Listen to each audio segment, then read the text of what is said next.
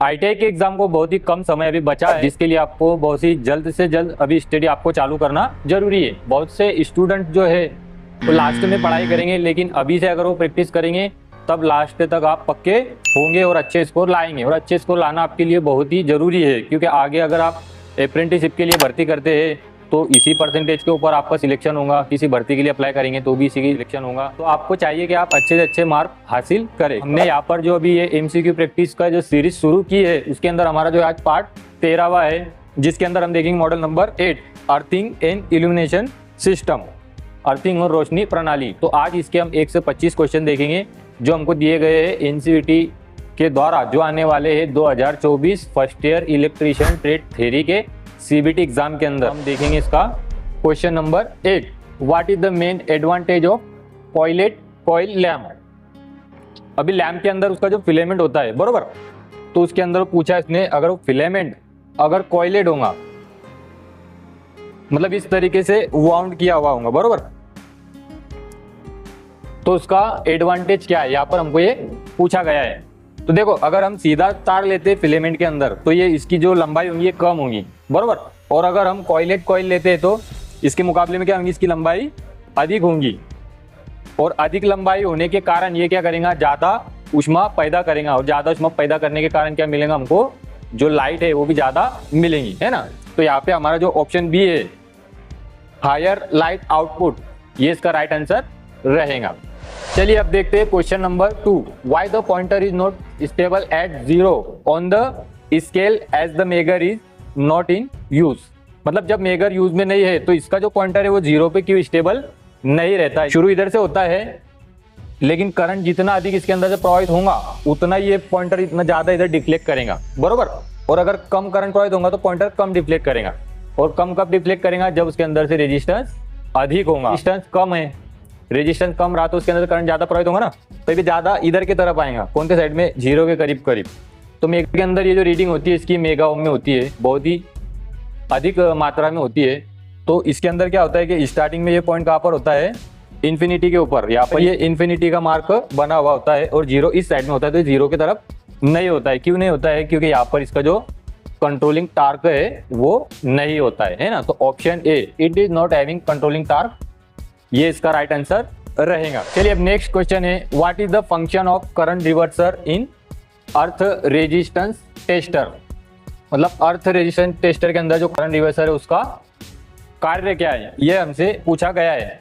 तो हमने जैसे देखा है कि बैटरी के अंदर क्या होता है, बैटरी के अंदर जो इलेक्ट्रोलाइट होता है के अंदर से जब हम डीसी सप्लाई पास करते हैं, समझो पॉजिटिव टर्मिनल और ये निगेटिव टर्मिनल, तो इसके अंदर आयन क्या हो जाते हैं, वो चार्ज होते हैं और इनके द्वारा क्या होता है, करंट प्रवाहित होता है। अब हम रेजिस्टेंस कैसे नापते हैं, अर्थ टेस्टर के अंदर हम हैंड जनरेटेड द्वारा डीसी वोल्टेज पैदा करते हैं, फिर उसको क्या करते हैं, हम एक करंट रिवर्सर के द्वारा उसको डीसी से एसी में कन्वर्ट करते हैं, बरोबर। और तब उसके द्वारा नापते हैं। क्यों, क्योंकि उसके अंदर जो इलेक्ट्रोलाइटिक इफेक्ट है वो ना हो। मतलब जैसे हमने उसके अंदर डीसी करंट दिया, अभी उसके अंदर क्या होता है, वाटर होता है, फिर नमक होता है, सॉइल है ना, तो वहाँ पर भी क्या हो सकता है, एक इलेक्ट्रोकेमिकल इफेक्ट हो सकता है, जिसके कारण भी वहाँ पर जो है थोड़ा बहुत इलेक्ट्रोलाइटिक इफेक्ट के कारण करंट प्रवाहित हो सकता है। लेकिन रेजिस्टेंस नापने के लिए जो हमारा हैंड जनरेटेड अर्थ टेस्टर होता है उसके द्वारा हम करंट जो प्रवाहित करते हैं, फिर वो करंट क्या करेंगे, इसको डिस्टर्बेंस करेगा, बरोबर। जिसके कारण क्या होगा कि हमको जो राइट इसका रेजिस्टेंस पता होना चाहिए प्रतिरोध अर्थ का, वो नहीं मिलेगा। इस कारण हम क्या करते हैं कि वहाँ पर जो अर्थ इलेक्ट्रोड होता है उसको हम क्या करते हैं, करंट रिवर्सर के द्वारा एसी सप्लाई देते हैं। और एसी सप्लाई क्या होता है, ये पॉजिटिव निगेटिव होता रहता है। तो ये जो केमिकल रिएक्शन है अपना आयन वाला, उसको ये क्या करता है, स्थिर रखता है, जिसके कारण उसके अंदर इलेक्ट्रोलाइटिक इफेक्ट नहीं होता है। तो जो करंट रिवर्सर होता है वो क्या करता है, changes DC supply into AC supply. तो ऑप्शन सी हमारा राइट आंसर रहेगा। और यही सवाल आपको आगे अप्रेंटिसशिप में भी आएंगे और बहुत सी भर्तियों के अंदर भी यही सवाल आपको देखने को मिलेंगे। चलिए अभी देखते हैं हम question number 4, how the earth resistance can be reduced. मतलब अर्थ के प्रतिरोध को हम कैसे कम कर सकते हैं। तो इसके अंदर जो हमारा ऑप्शन ए है, प्रोवाइडिंग डबल अर्थिंग, तो ये हमारा राइट आंसर रहेगा। मतलब यहाँ पर हम क्या करेंगे, 2 अर्थिंग कर देंगे, बरोबर। मतलब 2 रास्ते हो जाएंगे करंट को जाने के लिए, तो उसको आसानी मिल जाएगी ना, उसका प्रतिरोध क्या होगा, कम हो जाएगा। इसको हम एक एग्जांपल से समझ सकते हैं। अगर कोई सिंगल रोड है तो उसके ऊपर आप देखेंगे बहुत सारी ट्रैफिक होती है, और अगर उसको ही हम 4 वे कर दे तो क्या होगा, 4 वे या 2 वे कर दे तो रास्ते की जो चौड़ाई बड़ी हो जाएंगी, जिसके कारण क्या होगा, गाड़ियों को जाने में आसानी होगी और बहुत सी गाड़ी स्पीड में जाएंगी, मतलब बिना प्रतिरोध के जाएंगी, बराबर। तो उसी तरीके से अगर हम डबल अर्थिंग कर देते हैं तो करंट को प्रवाह होने के लिए भी प्रचुर मात्रा में पाथ मिल जाएगा, जिसके कारण वो भी बहुत ही आसानी से गुजर सकता है। और करंट आसानी से गुजर गया, इसका मतलब प्रतिरोध क्या हो गया, कम हो गया, है ना। तो ऑप्शन ए हमारा राइट आंसर रहेगा। चलिए अब नेक्स्ट क्वेश्चन है हमारा, what is the effect if a person receives a shock current of 20 milli ampere. मतलब अगर किसी व्यक्ति को 20 मिली एम्पियर धारा का झटका प्राप्त होता है तो उसके ऊपर क्या प्रभाव पड़ेगा। बहुत ही आसान है, इसके अंदर बहुत सारे चार्ट है जो लगभग थोड़े थोड़े सब एक दूसरे से मिलते हैं करीब करीब।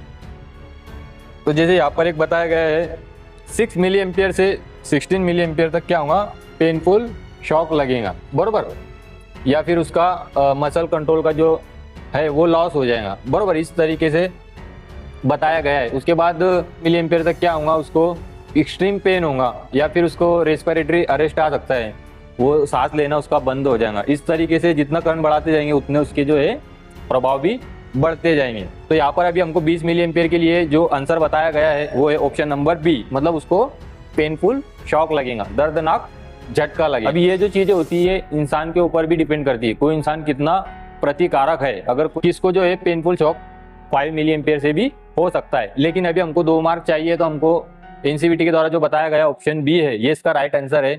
तो पेनफुल शॉक इसके साथ ही अपनों को जाना है और 2 मार्क अपने कंफर्म करने हैं। चलिए अब नेक्स्ट क्वेश्चन है, what is the function of leak transformer in high pressure sodium vapour lamp.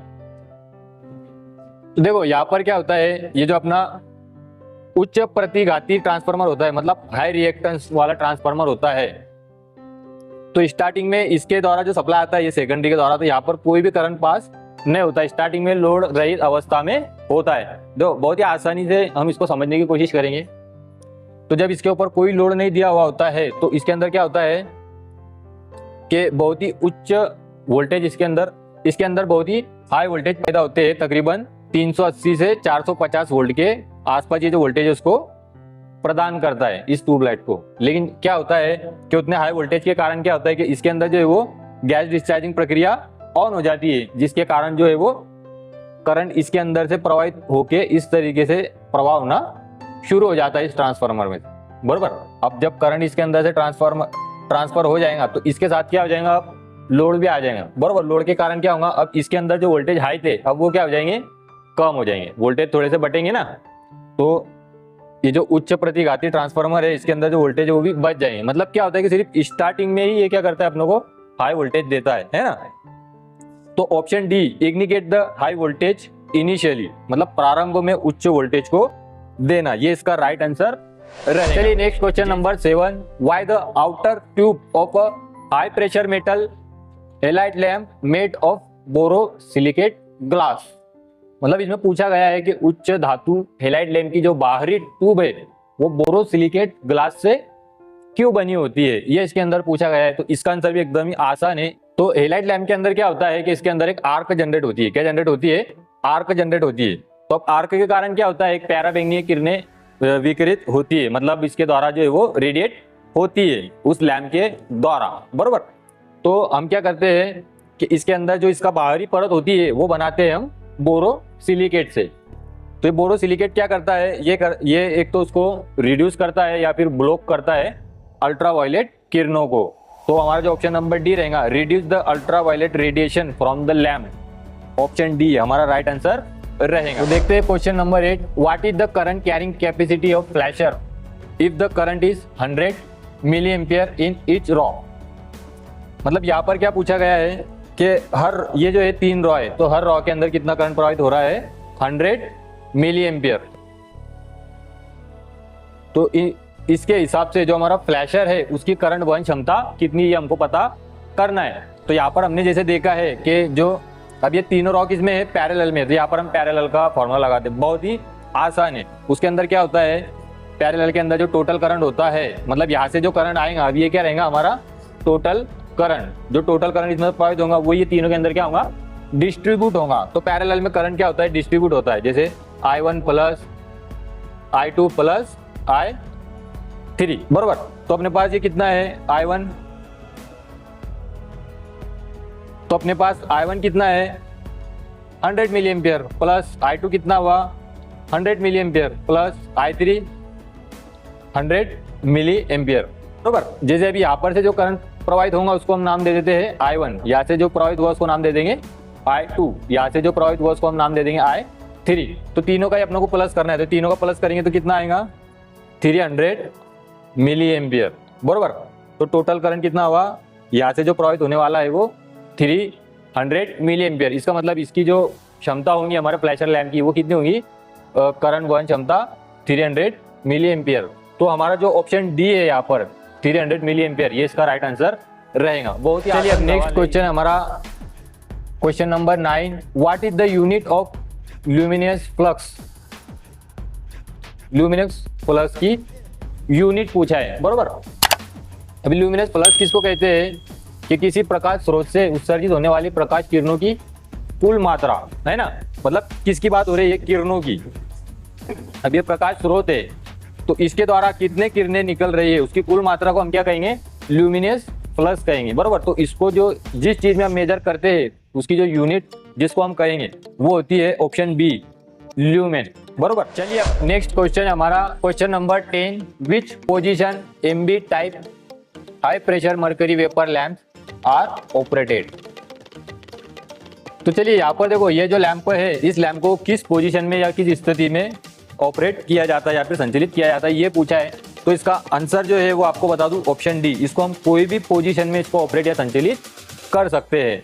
तो इसके अंदर ये भ्रमित होने की जरूरत नहीं आपको कि इसको वर्टिकल रखना है, इंक्लाइंड रखना है या फिर हॉरिजॉन्टल रखना है ना। देखो यहाँ पर इस तरीके से इसको हम हॉरिजॉन्टल भी रख सकते हैं और वर्टिकल भी रख सकते हैं। इस साइड में हमको एक सपोर्ट भी दिया गया है ऊपर के साइड, टॉप सपोर्ट। तो इसके अंदर कोई टेंशन वाली बात है नहीं कि इसको हॉरिजॉन्टली करना है या फिर वर्टिकल या इंक्लाइंड पोजीशन में इसको ऑपरेट करना है, इस तरीके से कुछ नहीं है। चलिए question number 11, which is the cold cathode lamp. इनमें से कोल्ड कैथोड लैम्प कौन सा है, यह क्वेश्चन इसके अंदर पूछा गया है। तो कोल्ड कैथोड लैम्प के द्वारा से हमको क्या समझ में आना चाहिए कि जो उसका जो फिलामेंट होता है लैंप का बरोबर वो हीट नहीं होता हो बरोबर। उसको इसके अंदर जो हमारा ऑप्शन जो बताए गए हैं, हेलोजन लैंप आपने देखा होगा, वो रॉड होती है एकदम गर्म रोशनी जो फेंकता है लाल कलर का बरोबर। तो ये कोल्ड कैथोड लैंप कहेंगे आप, नहीं कहेंगे है ना। उसी तरीके से मर्करी वेपर लैंप भी नहीं है, फ्लोरोसेंट लैंप भी नहीं है। फ्लोरोसेंट लैंप के अंदर एक और टाइप आता है CCFL है ना, मतलब कोल्ड कैथोड फ्लोरोसेंट लैंप। तो अगर CCFL होता तो हम इसके अंदर राइट आंसर के लिए जा सकते थे बरोबर। अब दूसरा जो हमारे पास है नियॉन साइन लैंप, तो ऑप्शन बी हमारा राइट आंसर रहेगा। क्यों, क्योंकि ये जो है हमारा ये गैस डिस्चार्जिंग प्रकार के लैंप के अंदर आता है। इस गैस के द्वारा इनके अंदर जो है वो ऊष्मा पैदा की जाती है, जिस वजह से क्या होता है कि इनके अंदर का जो फिलामेंट होता है वो ठंडा रहता है बरोबर। और इसके अंदर जो इलेक्ट्रोड यूज किए जाते हैं वो दोनों ही इलेक्ट्रोड कैथोड होते हैं बरोबर। और इसके द्वारा हम DC AC का परीक्षण भी करते हैं पोलैरिटी चेक करने के लिए। तो नियॉन साइन लैंप जो है हमारा राइट आंसर रहेगा। चलिए अब next question number 12, which type of light fitting design has free from glare. मतलब किस प्रकार की प्रकाश फिटिंग डिजाइन जो है वो चकाचौंध से मुक्त होती है। अभी हमने देखा है कि बहुत सी जगहों पे अलग अलग प्रकार की फिटिंग की जाती है घरों के अंदर है ना। जैसे अभी हम देखते हैं option C, direct lighting type. तो डायरेक्ट लाइटिंग टाइप में क्या होता है कि 90% जो लाइट होती है वो डायरेक्ट जमीन पे गिरती है बरोबर, और 10% इधर उधर गिरती है। तो इसके द्वारा क्या होता है, बहुत सी अधिक मात्रा जो है वो चकाचौंध इसके अंदर देखने को मिलती है बरोबर। इसके बाद अगर हम देखेंगे सेमी इनडायरेक्ट लाइटिंग, तो सेमी इनडायरेक्ट लाइटिंग इस तरीके से, इसमें क्या होता है कि 60 से लेकर 90% तक जो लाइट होती है वो नीचे गिरती है बरोबर, और बाकी की जो 10 या 30% जो है वो तकरीबन इधर उधर फैलती है। मतलब इसके द्वारा भी जो है वो अच्छी मात्रा में प्रकाश जमीन पर आती है। उसके बाद सेमी इनडायरेक्ट टाइप, इसके अंदर क्या होता है, इसके बिल्कुल ही उल्टा 60 से 90% जो इसकी लाइट होती है डायरेक्ट जाती है ऊपर सीलिंग के तरफ। किधर जाती है, सीलिंग के तरफ, और बाकी की जो 10 या फिर 30% लाइट है वो नीचे या फिर इसके आसपास फैलती है बरोबर। और उसके बाद जो हमारा लास्ट है इनडायरेक्ट लाइटिंग टाइप, अप्रत्यक्ष प्रकाश प्रकार। तो इसके अंदर क्या होता है कि इसके अंदर जैसे हमने डायरेक्ट लाइटिंग के अंदर देखा 90% जो लाइट होती है वो नीचे जाती है डायरेक्ट, इसके अंदर क्या होता है 90% लाइट डायरेक्ट ऊपर जाती है, बरोबर, मतलब सीलिंग के ऊपर, और केवल 10% जो लाइट होती है वो इधर उधर फैलती है या फिर टकरा के नीचे आती है। यहाँ पर हमको क्या पूछा गया है कि किस प्रकार का प्रकाश फिटिंग डिजाइन चकाचौंध से मुक्त होता है। तो यहाँ पर इसका जो राइट आंसर हमारे पास जो भारत स्किल की जो पीडीएफ है उसके अंदर जो बताया गया है वो है इनडायरेक्ट लाइटिंग टाइप। देखो, और ये सही भी आंसर है क्योंकि पूरी रोशनी जो वो अगर ऊपर चली जाएंगी तो चकाचौंध से मुक्त हो जाएंगी ना। चकाचौंध मतलब किसी इंसान की छाव भी उसके अंदर नहीं दिखेंगी, बराबर। अगर मैं नीचे जा रहा हूँ तो मेरी छाव भी दिखेंगी नहीं क्योंकि इसका जो उजाला ऊपर ही है ना, चकाचौंध से मुक्त है। ये सिर्फ डेकोरेशन के लिए यूज की जाती है, बराबर। बाकी के जो लाइटें होती है जो नीचे अपनों को पड़ती है तो उसकी चकाचौंध हमको देखने को मिलती है, लेकिन इनडायरेक्ट लाइटिंग की चकाचौंध हमको देखने को नहीं मिलती। तो भारत स्किल की जो पीडीएफ है उसके अंदर इसका जो ऑप्शन बताया है डी नंबर का इनडायरेक्ट लाइटिंग टाइप, ये इसका राइट आंसर दिया हुआ है। लेकिन एनसीवीटी के अंदर अभी जो राइट आंसर दिया गया है वो है सेमी इनडायरेक्ट टाइप, ये एनसीवीटी के द्वारा राइट आंसर दिया गया है। अभी एग्जाम जो है एनसीवीटी ले रही है तो हमको एनसीवीटी के हिसाब से ही जाना पड़ेगा, लेकिन हमको पता चल गया कि इसका जो राइट आंसर क्या है, ऑप्शन डी इसका राइट आंसर रहेगा इनडायरेक्ट लाइटिंग। क्योंकि चकाचौंध से मुक्त अगर रहना है तो इसकी जो लाइट है किधर जानी चाहिए, ऊपर जानी चाहिए, बरोबर। देखो इस प्रकार से इनडायरेक्ट लाइटिंग, इसकी जो रोशनी किधर जाती है, ऊपर जाती है सीलिंग में, है ना। जो लोग पीयूपी वगैरह करते हैं ना वो डिजाइन के लिए और सिर्फ शो के लिए दिखाते हैं, तो ये चकाचौंध से मुक्त होती है। तो आप भी अपनी राय कमेंट करके बताइए कि इसके द्वारा जो एनसीवीटी ने जो आंसर बताया है वो सही है या फिर भारत स्किल के द्वारा जो पीडीएफ में दिया गया है वो आंसर सही है। और मेरी जो राय है वो है कि जो भारत स्किल में जो दिया गया आंसर है वो राइट आंसर है। एनसीवीटी के द्वारा हो सकता है कि थोड़ी सी गलती हुई है, जो उनके ऐप के अंदर या फिर जो टेस्ट चल रहा है उसके अंदर ये थोड़ी सी गड़बड़ आ रही है। और एग्जाम एनसीवीटी ले रहे तो आपको एनसीवीटी के हिसाब से ही अभी जाना पड़ेगा। और जैसे ही अगर आगे अपडेट होते हैं, अभी जैसे 2024 में अपडेट हुए तो आगे अपडेट होंगे तो उम्मीद है कि ये क्वेश्चन के अंदर सुधार देखने को मिलेगा। ठीक है, नेक्स्ट क्वेश्चन है हमारा, what happen if the starter of a glowing tubelight is removed. मतलब यदि चमकती हुई ट्यूबलाइट का स्टार्टर हटा दिया जाए तो क्या होगा। अभी आपने इस तरीके से ट्यूबलाइट देखा होगा, अभी भी कुछ लोगों के घर में है या फिर जो थोड़े कुछ सालों पहले हुआ करती थी। अभी तो इलेक्ट्रॉनिक चौक आ गई, इलेक्ट्रॉनिक चौक के बाद एलईडी आ गई, तो ये जो है थोड़ा थोड़ा करके विलुप्त होते जा रहे हैं। लेकिन हमको सिलेबस में दिया है तो इसके बारे में पढ़ना जरूरी है। तो यहाँ पर ये जो स्टार्टर होता है हमारा फ्लोरोसेंट लैंप स्टार्टर, तो इसके बारे में पूछा गया अगर चालू ट्यूबलाइट में इसको निकाल ले तो क्या इफेक्ट होगा। तो उसके लिए हम एकदम स्मॉल में इसकी थोड़ी सी कार्यविधि जान लेते हैं। देखो जैसे हम यहाँ पे सप्लाई देंगे, यहाँ पर एक चौक होती है बैलेस्ट, बरोबर। तो इसको जैसे हम सप्लाई देंगे तो करंट कैसे जाता है, इस चौक के द्वारा इस फिलामेंट में से, फिर इस स्टार्टर के द्वारा इस फिलामेंट के अंदर से और फिर न्यूट्रल की तरफ आता है, बरोबर। इस तरीके से करंट इसके अंदर प्रोवाइड होता है। पर यह ऑन नहीं है, बरोबर, करंट इसकी पट्टी में इस तरीके से, बरोबर।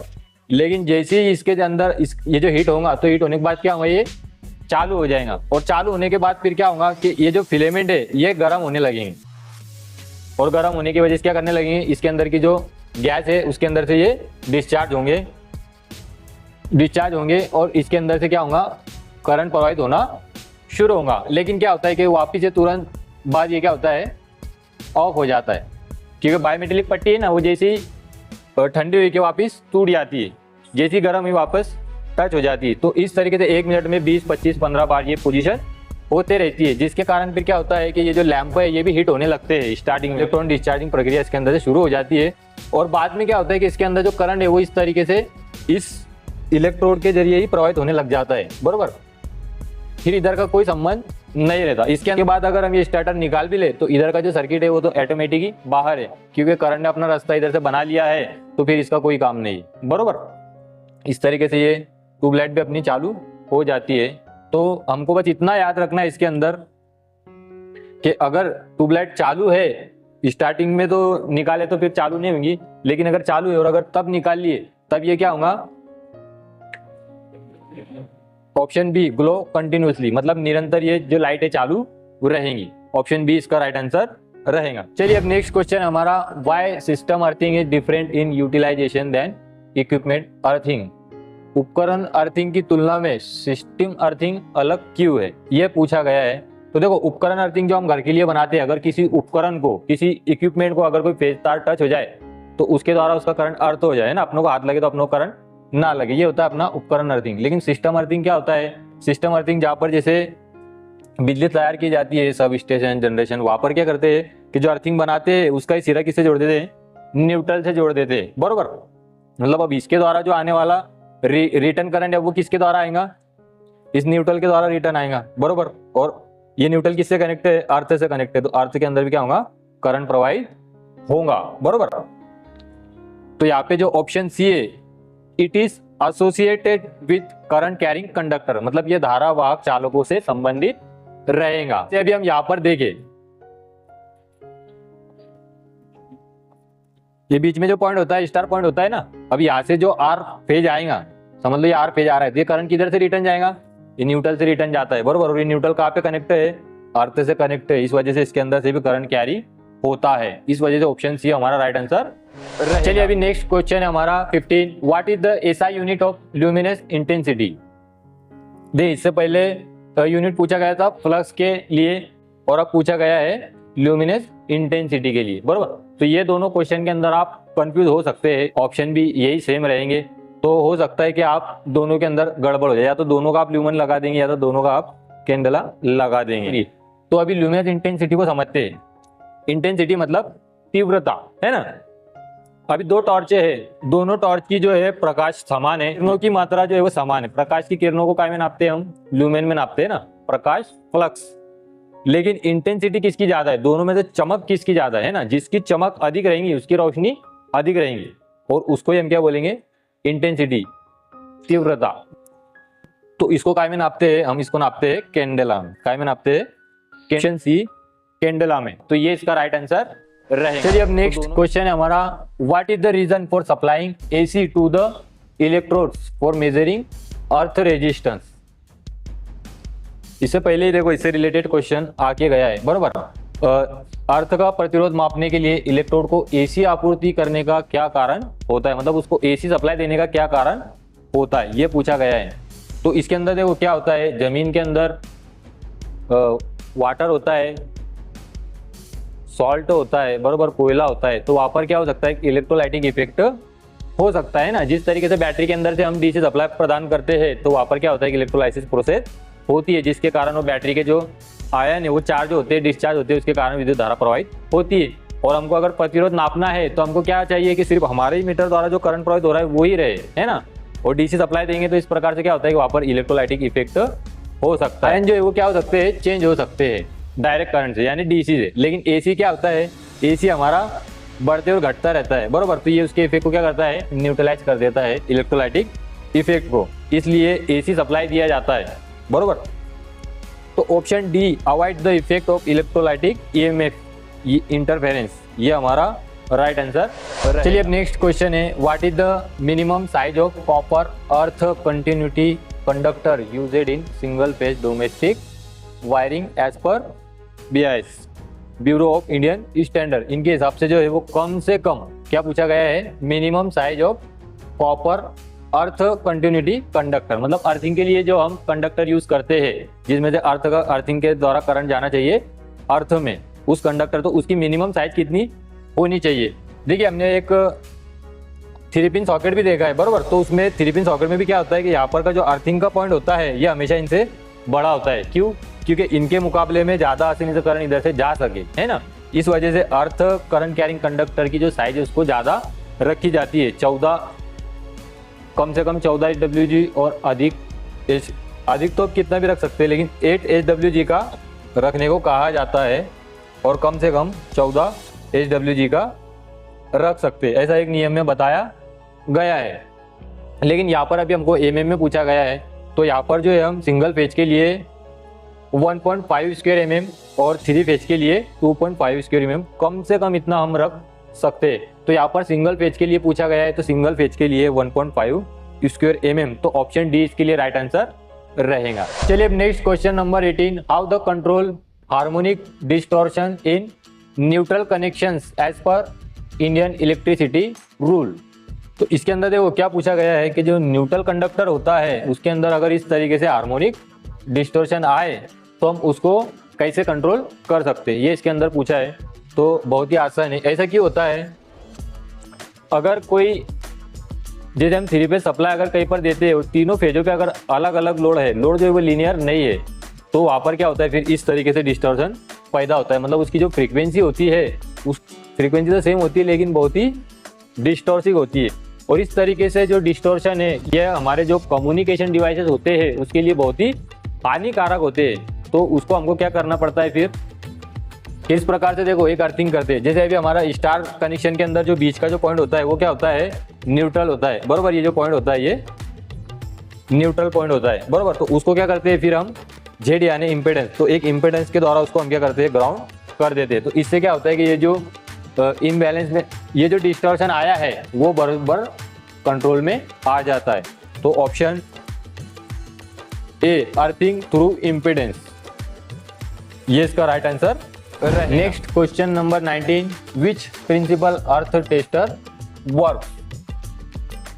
अर्थ टेस्टर हमने देखा है, अर्थ टेस्टर क्या काम आता है, रेजिस्टेंस नापने के काम आता है अर्थिंग का, बरोबर। और दूसरे भी इंसुलेशन रेजिस्टेंस हम केबल वगैरह के भी नाप सकते हैं। तो यहाँ पर इसके अंदर क्या होता है, इस तरीके से देखो 3 टर्मिनल 3 इलेक्ट्रोड लेते हैं और तीनों की सहायता से हम अर्थ रेजिस्टेंस को नापते हैं। अभी यहाँ पर क्या होता है कि जो हमारा अर्थिंग वाला पॉइंट होता है पहला, इसके अंदर 2 कॉइल होते हैं, एक प्रेशर कॉइल और एक करंट कॉइल।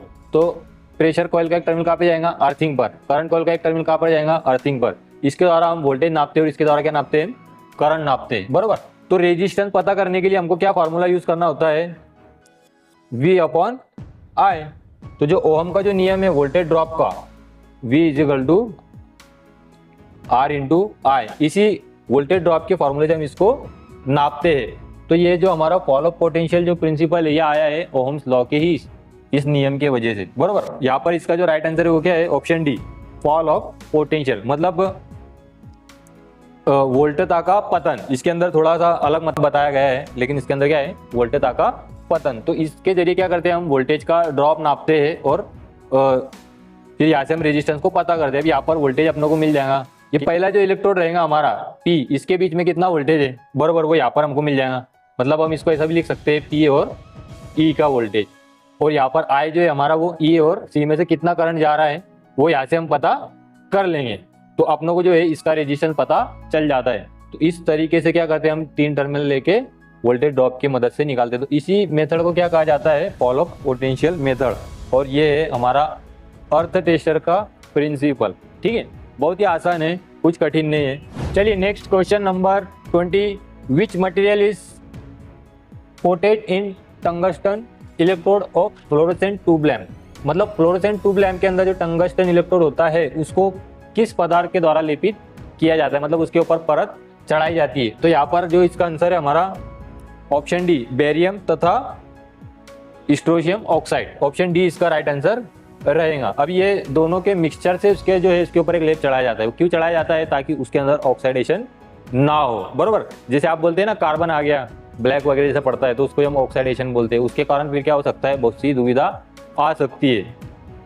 तो उसको रोकने के लिए उसके ऊपर एक परत चढ़ा देते हैं, मतलब यानी कि उसको लेपित कर देते हैं बेरियम और स्ट्रोंशियम ऑक्साइड के द्वारा। ऑप्शन डी इसका राइट आंसर रहेगा। चलिए नेक्स्ट क्वेश्चन है, ये भी बहुत ही इजी क्वेश्चन है।